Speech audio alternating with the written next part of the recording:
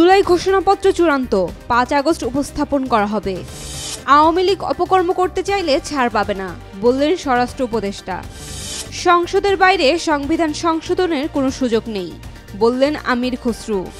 কক্সবাজারে অটোরিকশাকে ট্রেনের ধাক্কা, নারী শিশুসহ নিহত ৫। যুক্তরাষ্ট্রের বাজারে তৈরি পোশাকের ব্যবসায় নতুন সুযোগের সম্ভাবনা। আগামী ৫ দিন টানা বৃষ্টির সম্ভাবনা। যুক্তরাষ্ট্র রাশিয়া উত্তেজনা, পারমাণবিক সাবমেরিন মোতায়েন করলেন ট্রাম্প।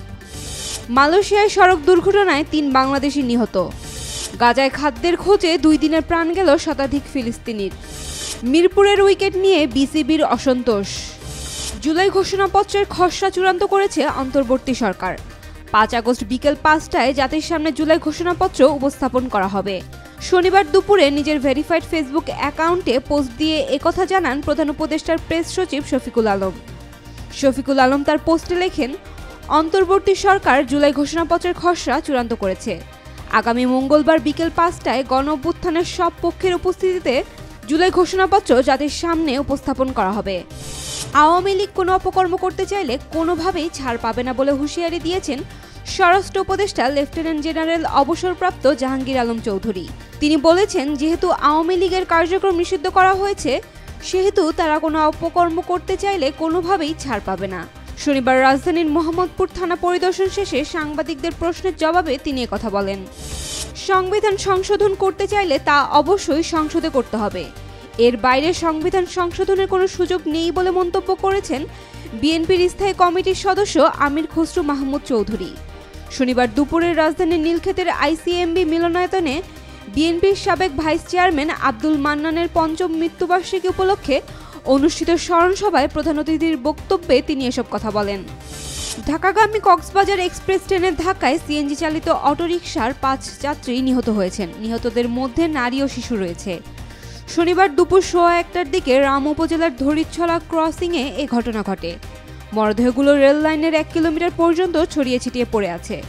বেলা ২:৩০টার দিকে চট্টগ্রাম থেকে ছেড়ে আসা প্রবাল এক্সপ্রেস ট্রেন দুর্ঘটনাস্থলে পৌঁছালে স্থানীয় জনতা সেটাকে আটকে দেয়। তারা মরদেহ উদ্ধার না হওয়া পর্যন্ত ট্রেনটি ছেড়ে না দেওয়ার ঘোষণা দিয়েছে। যুক্তরাষ্ট্রের বাজারে বাংলাদেশি পণ্যে পাল্টা শুল্ক কমে ২০% হয়েছে। এই শুল্ক প্রতিযোগী দেশ চীন ও ভারতের চেয়ে কম। ফলে যুক্তরাষ্ট্রের বাজারে ভবিষ্যতে রপ্তানি বৃদ্ধির সম্ভাবনা দেখছে বাংলাদেশের উদ্যোক্তারা। তৈরি পোশাক খাতের রপ্তানিকারকরা বলছেন, পাল্টা শুল্কের কারণে মার্কিন বাজারে তৈরি পোশাকের চাহিদা কিছুটা কমতে পারে। তারপরও রপ্তানি বৃদ্ধির বড় সুযোগ তৈরি হবে। এর কারণ চীনের ওপর উচ্চ শুল্ক থাকায় সেখান থেকে প্রচুর কার্যাদেশ সরে যেতে পারে। তার একটি অংশ পেতে পারে বাংলাদেশ। ভারতের ওপর ২৫% শুল্ক থাকায় সেটি বড় আকারেও হতে পারে।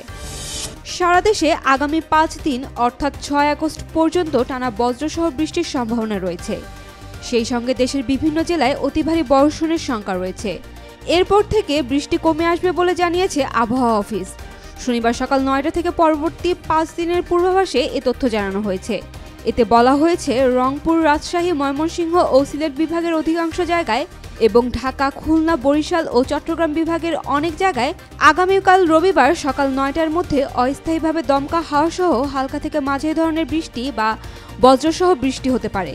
সেই সঙ্গে রংপুর, ময়মনসিংহ ও সিলেট বিভাগের কোথাও কোথাও মাঝারি ধরনের ভারী থেকে অতি ভারী বর্ষণ হতে পারে।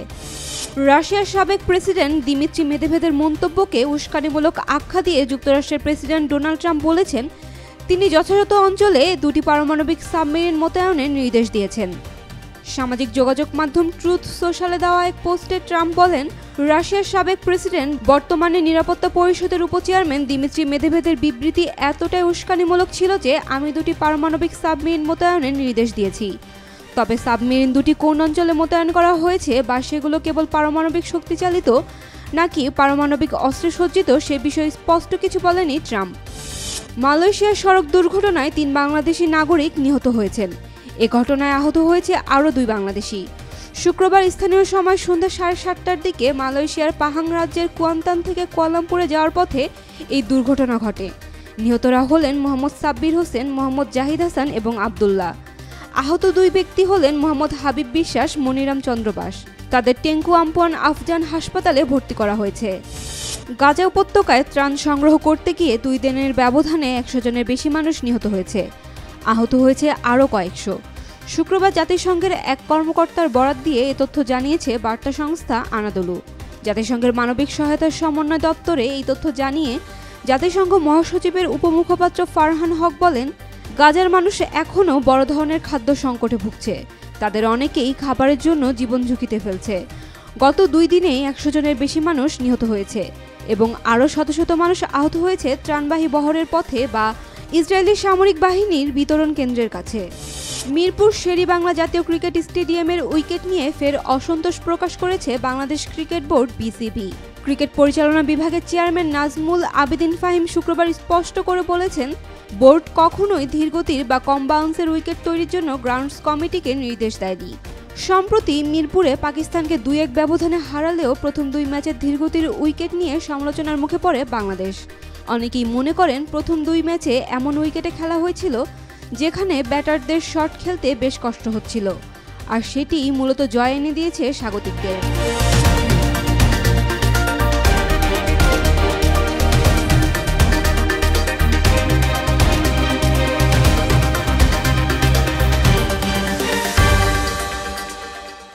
For more updates, follow us on Facebook, subscribe our YouTube channel, get the latest update on www.daily-sun.com.